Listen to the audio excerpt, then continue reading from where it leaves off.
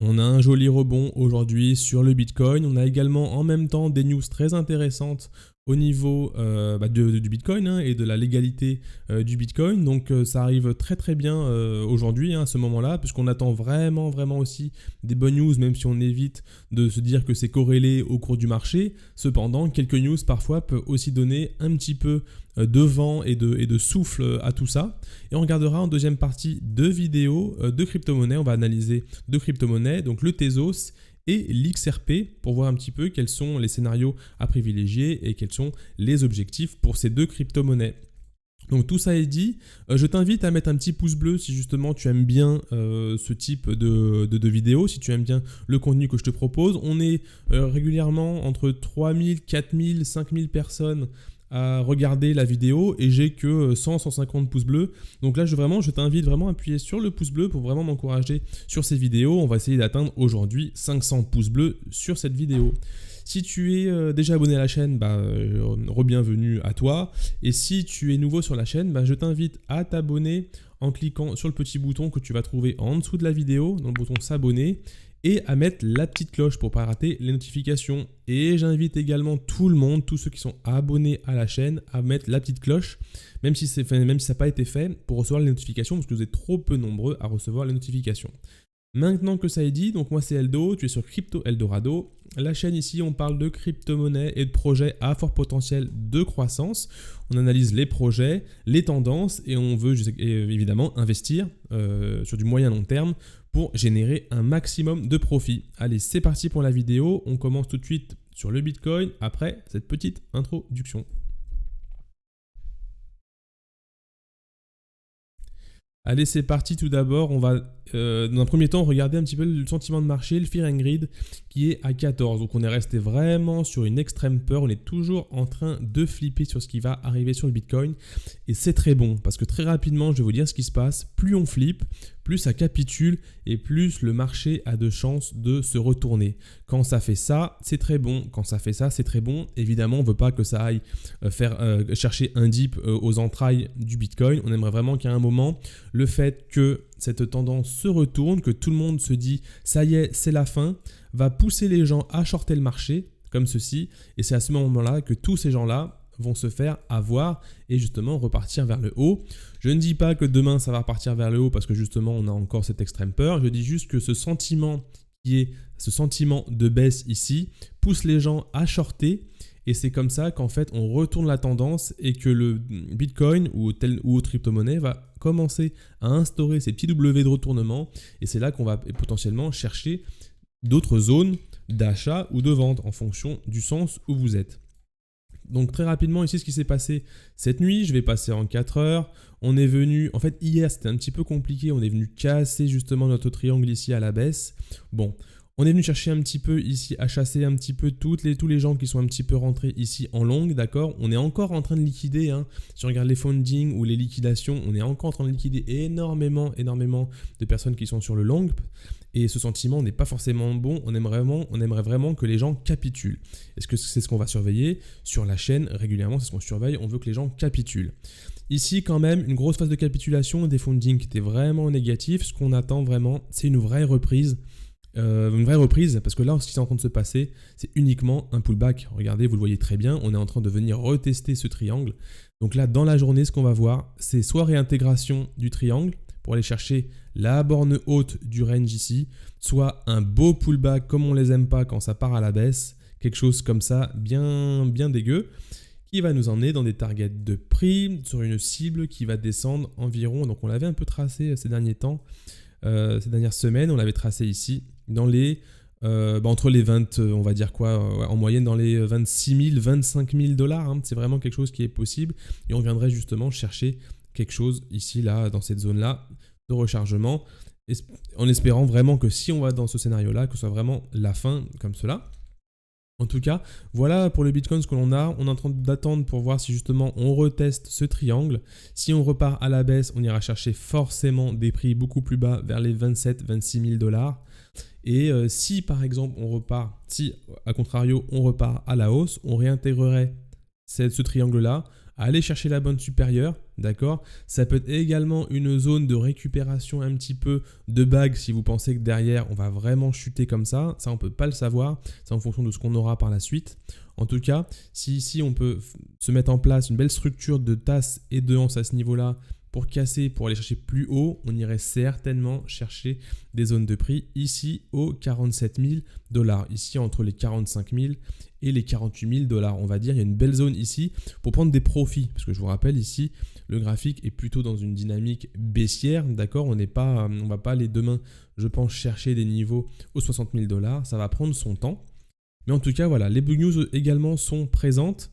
Donc je vais vous montrer ça tout de suite. On a Amazon ici qui cherche justement, j'avais déjà vu ça, j'avais déjà parlé de ça dans une ancienne vidéo, où justement on a des grandes firmes comme Apple, c'était Apple, qui cherchent en fait des personnes compétentes pour aller justement chercher de nouvelles formes de paiement, etc.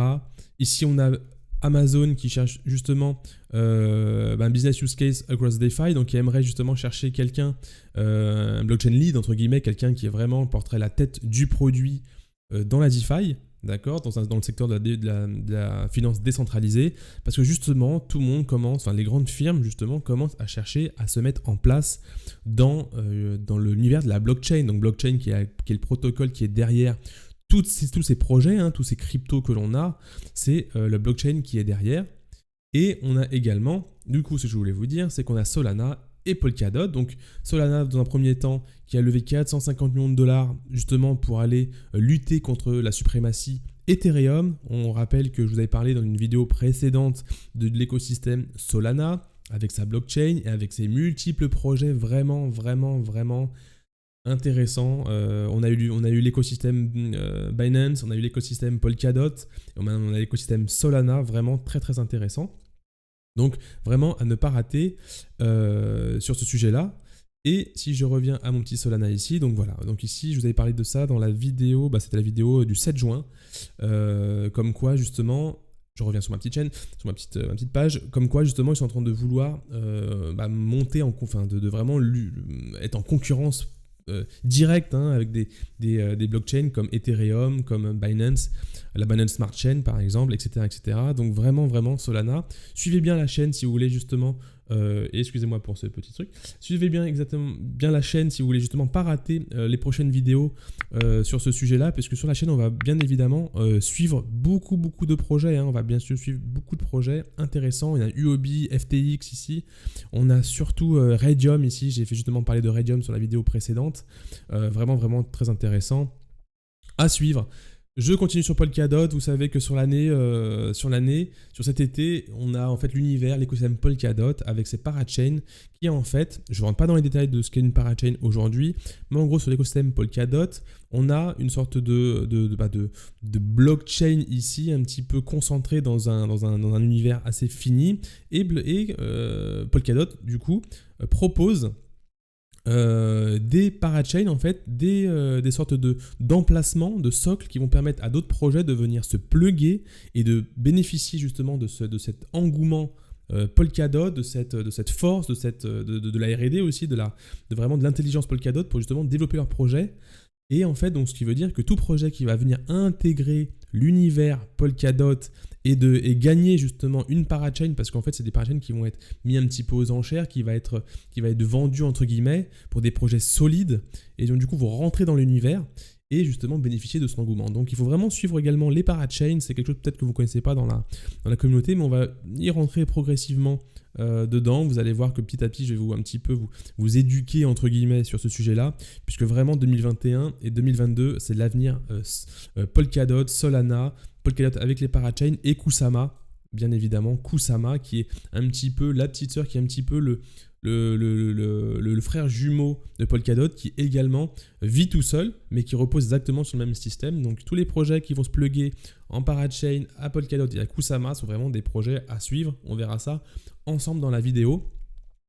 Et donc voilà, donc au niveau des news, un petit peu de tout ce que je vais à vous dire là-dessus, on est fini. Juste rapidement, allez, je parle un peu du Dogecoin, qui est le shitcoin par excellence, mais qui quand même fait du bruit et qui peut en fait changer du jour au lendemain. Et on n'est pas à l'affût de quand même de gros bouleversements sur une crypto. Une crypto peut ne servir à rien le jour A et être très prometteuse le jour B. on doit suivre ça, on est des investisseurs, on doit suivre ce genre de choses, même si fondamentalement aujourd'hui on n'a pas vraiment grand chose. Et là on voit que c'est Elon Musk qui en fait est en collaboration avec Ethereum pour que le Dogecoin puisse en fait monter en gros en fonctionnalité, en fondamental, en narratif, pour justement proposer des choses. On verra ça dans un second temps. Le but c'était vraiment de vous parler de ce sujet-là, si vous voulez suivre un petit peu l'Ethereum, le Doge, etc. Parce que j'ai d'autres vidéos aussi sur le Doge. Donc n'hésitez pas à suivre ça. Et j'aimerais finir sur la news que l'on a eu ici sur le Salvador. Salvador en fait donc, qui est un pays et qui en fait où le président dit qu'il veut intégrer le Bitcoin et le rendre légal dans son pays. Donc c'est vraiment très très très intéressant. Ça a même été tweeté sur Twitter, d'accord, ça a été voté et annoncé sur Twitter. C'est complètement fou en fait. Il dit justement dans l'article qu'il veut que le Bitcoin soit obligatoirement proposé dans les entreprises. Donc c'est fou. Et ce qu'il dit, c'est que il sait qu'en fait le Bitcoin a un avenir, vraiment un avenir très, très prometteur, et il veut qu'en fait le Bitcoin fasse partie des réserves pour les années à venir. Donc que des bonnes nouvelles hein, pour le Bitcoin. Ça ne veut pas dire que c'est grâce à ces nouvelles-là qu'on a eu ce petit pump ici sur le Bitcoin. En tout cas, une petite reprise, on espère que ça va tenir. Ici, attention, on avait évidemment, je ne l'ai pas tracé tout à l'heure, des petites droites de tendance à tracer ici. Il faut vraiment qu'on vienne casser. Je vais mieux le tracer ici comme cela.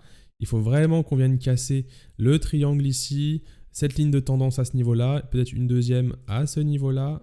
Celle-là, on l'a cassé déjà. Hop, voilà, il faut vraiment qu'on rentre et qu'on pénètre le triangle, qu'on vienne casser ces trendlines pour se dire, c'est parti, on va chercher la bonne supérieure, ou ici, on va peut-être décider justement d'avoir, soit prendre des profils là, soit prendre des profils là s'il y a cassure.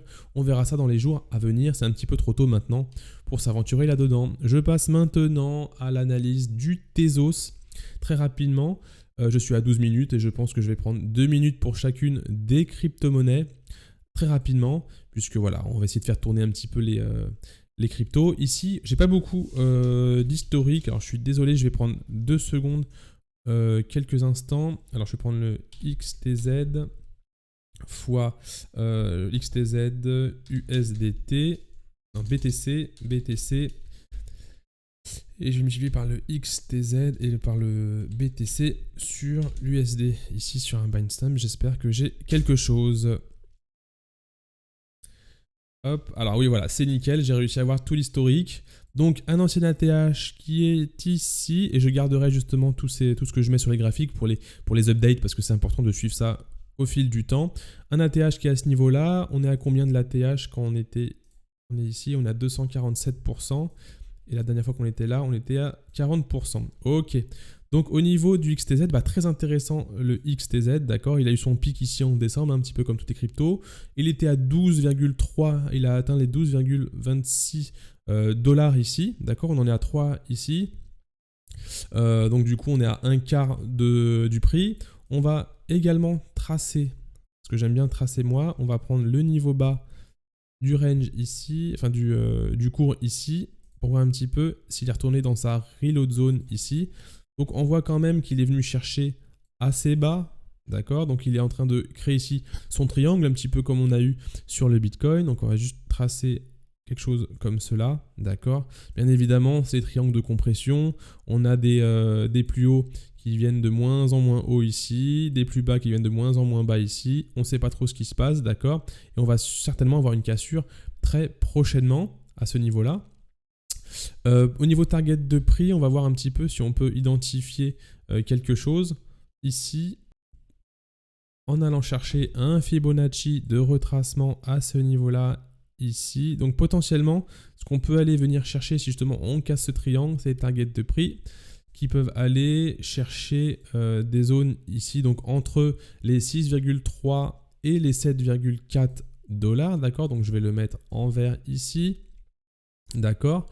Et en fait aussi, avant d'atteindre cette grosse zone à ce niveau-là, on peut également prendre ici l'intérieur à ce niveau-là et le reporter ici à ce niveau-là pour pouvoir justement avoir un prix qui atteint les 5,5 les 5,5. Donc je vais mettre un petit trait ici pour suivre ça.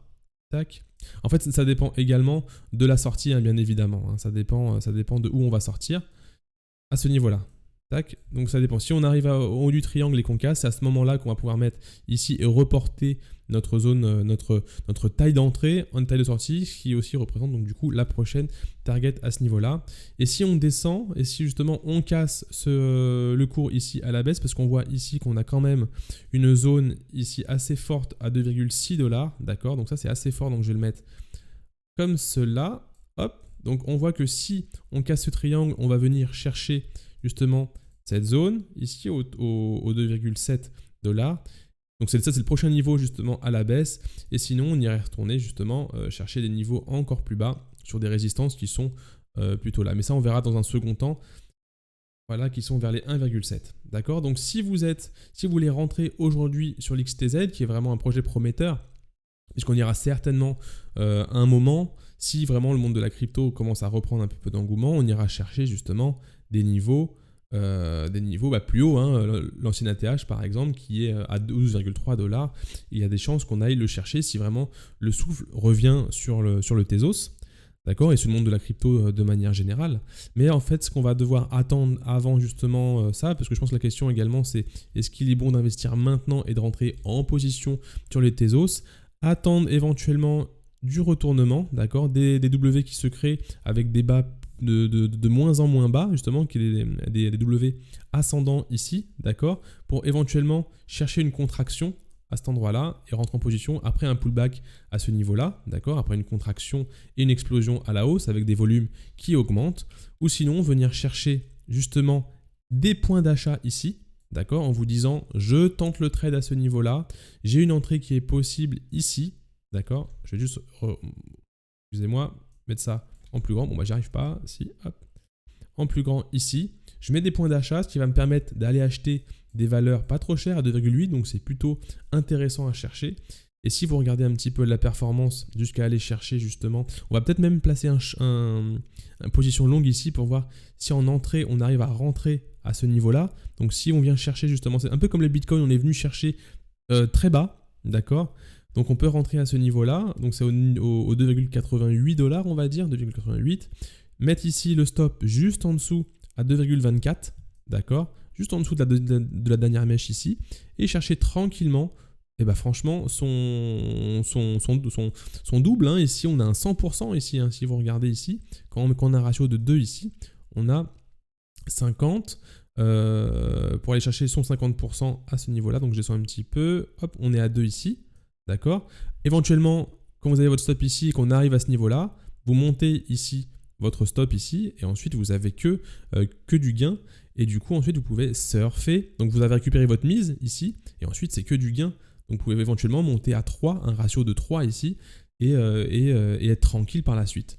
Si vous avez cette entrée au niveau de la cassure par exemple ici, d'accord, et que vous mettez, en fait le stop devra être beaucoup trop bas, je ne sais pas si vous voyez, si vous rentrez sur la cassure ici, vous allez rentrer en position à ce niveau-là, donc c'est qui on va dire au 4 $, le stop est vraiment aller loin, aller chercher pour avoir un ratio de 2. Vous voyez ce que je veux dire?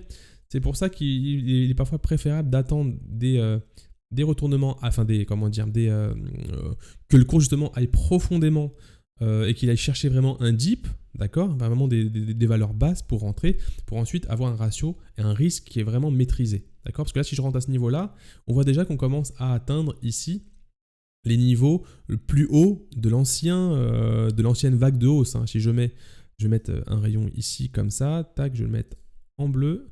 On voit qu'ici, en fait, on n'est plus très loin et qu'il va y avoir ici pas mal de turbulences à ce niveau-là. D'accord? Donc voilà, donc c'est préférable pour moi qu'on aille chercher, pour un investisseur, hein, si vous voulez investir sur du long terme, attendre justement chercher des valeurs ici, basses, ou même ici, hein, au niveau des 2,42, au niveau de la mèche. D'accord? Peut-être qu'on va aller encore mécher, mais si vous voulez être tranquille, vous cherchez peut-être mettre une prise de position au 2,82, au 2,4 et surfer une vague pour aller chercher vraiment un x2, un x3 à ce niveau-là pour avoir un ratio minimum de 2. Voilà pour le Tezos. Dites-moi en commentaire si vraiment, si les informations que je vous donne vous suffisent à pouvoir comme ça anticiper et à avoir des idées pour la suite. D'accord? Je vais regarder voilà, je ne vais pas regarder ça. Et en fait, après, si vous voulez, je pourrais également vous donner des objectifs au-delà des 8,84 et des 12 avec des Fibonacci d'extension, d'accord? Donc des targets de prix d'extension. On pourra voir ça dans un second temps. Allez, je vais le mettre tout de suite, comme ça ce sera fait. Tac, je prends mon Fibo d'extension ici. D'extension. Tac.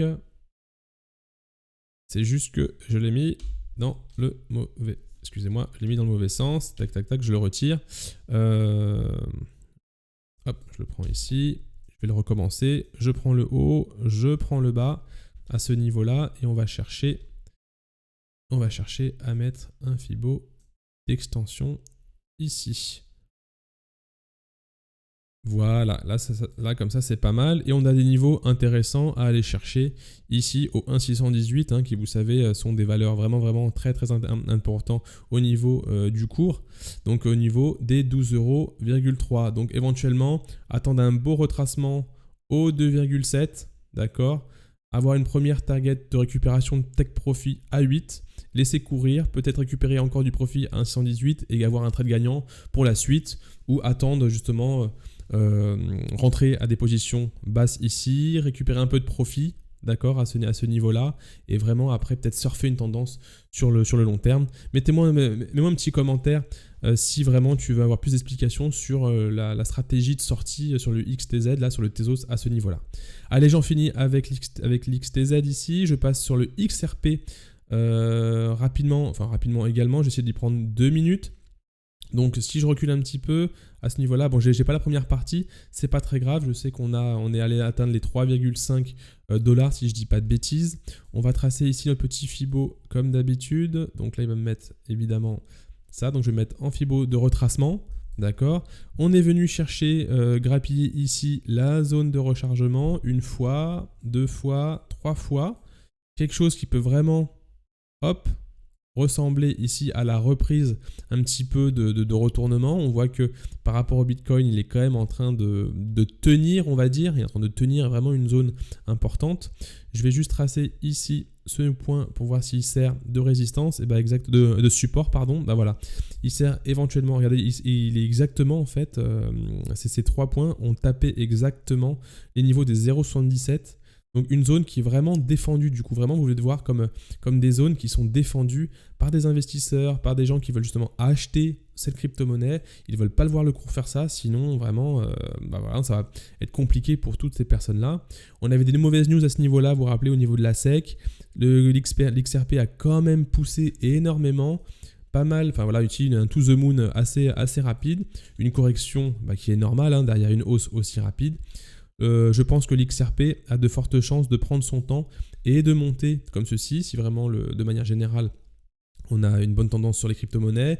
Il faudra également voir l'XRP face au Bitcoin, voir ce que ça donne. On va regarder ça ensemble. XRP fois par rapport au Bitcoin. On n'est plus très loin de la cassure ici, ça serait vraiment intéressant de voir pour l'XRP face au Bitcoin. Quelque chose comme ça, on n'est plus très loin de la cassure. Si vraiment on prend ici cette zone-là, alors je vais prendre par rapport à ici, tac, au niveau le plus haut. Si on a une cassure à ce niveau-là, très prochainement, et que le BTC commence à nous faire... Enfin, si à ce niveau-là, on a la cassure de l'XRP face au Bitcoin qui se réalise, et qu'on va justement passer cette barre bleue ici, on a l'XRP qui va vraiment partir en contre-tendance par rapport au Bitcoin. Vous voyez ce que je veux dire? Et du coup, on aurait, si je reviens sur ma charte initiale ici, on aurait un W qui va se former. Si le Bitcoin chute et que la dominance pour le Bitcoin, que l'XRP est plus puissant que le Bitcoin, on aura ici une contre-performance contre le Bitcoin et il pourra se dire le Bitcoin continue à descendre mais l'XRP va continuer à monter. C'est ça qu'il faut surveiller en fait. Il faut également surveiller ce qui se passe contre le Bitcoin, votre monnaie contre le Bitcoin. Et donc on va surveiller ça dans les jours à venir. On a une target de prix ici. Hop, je vais tracer mon petit Fibo à ce niveau-là. On a une target de prix qui peut se présenter ici entre les 1,46 et les 1,7. D'accord, on est à 0,8, donc c'est un x2. Donc je vous refais pas l'entrée en position, mais ça peut être intéressant également d'attendre confirmation d'un retournement à ce niveau-là, puisque je doute qu'on aille peut-être chercher plus bas. Ce support est tellement fort que je pense qu'il va être tenu. Donc éventuellement, attendre un dernier retest ou peut-être éventuellement rentrer encore, commencer justement sur ce range bas ici que l'on a sur les bornes basses pour anticiper une hausse. Attention, bien évidemment, il est encore sous la dominance Bitcoin. Si le Bitcoin décide vraiment de lâcher, et ben forcément, je pense que cette barre ne tiendra pas et on ira certainement tester des niveaux ici où justement on a eu également quelque chose d'assez fort, beaucoup de travail ici. Et même on voit une petite zone ici qui n'est pas travaillée, donc éventuellement aller venir dans les 0,3, 0,37. Et vraiment, voilà, ça c'est vraiment le scénario, vraiment le pire si vraiment le Bitcoin ne se retourne pas. L'XRP va, s'il doit descendre, il descendra lentement. Donc je pense qu'il va réaliser un peu de travail à ce niveau-là pendant pas mal de temps, même si le Bitcoin se casse la figure. J'espère avoir été clair, c'est pas facile de vous donner des explications, mais de jour en jour, j'essaie d'améliorer mon contenu et ce que je vous propose. Donc n'hésite pas à mettre un pouce bleu si toutes ces explications t'ont vraiment aidé à comprendre un petit peu comment analyser les choses, avoir du visu sur le Bitcoin également, puisque c'est vrai que la tendance est très très très négative par rapport au graphique, la tendance baissière ici, mais les news sont plutôt bonnes, on n'est pas à l'abri d'un retest également pour aller chercher des niveaux plus bas. En tout cas, les fundings sont très négatifs, on aimerait vraiment que la capitulation arrive très vite, pour que les personnes justement se mettent à shorter ce marché, pour que le Bitcoin vienne et liquider petit à petit et reprenne un petit peu d'air, pour aller soit vider un petit peu de bague, soit justement voir si une tendance dynamique haussière se reprend sur le long terme. En tout cas, déjà, je sais qu'on est beaucoup à être bloqué un petit peu en haut. Certains ont tout leur capital en haut, certains ont une petite partie et on cherche vraiment à liquider au maximum ces positions. En tout cas, voilà, vous avez ici un petit peu les barrières à passer. Et j'espère que qu'en fait, ces explications vous ont plu. Un petit pouce bleu si tu as aimé le contenu que je t'ai présenté aujourd'hui. Je te dis à très bientôt pour une prochaine vidéo. Donc à demain, normalement, si tout va bien. Je te dis, fais attention à ton capital, sois vraiment très prudent sur tes investissements. N'hésite pas à poser des questions en commentaire si tu veux, si tu n'es pas sûr de ton coup et que tu vas avoir quelques informations supplémentaires. Je te dis à très bientôt pour une prochaine vidéo et à demain si tout va bien. Ciao.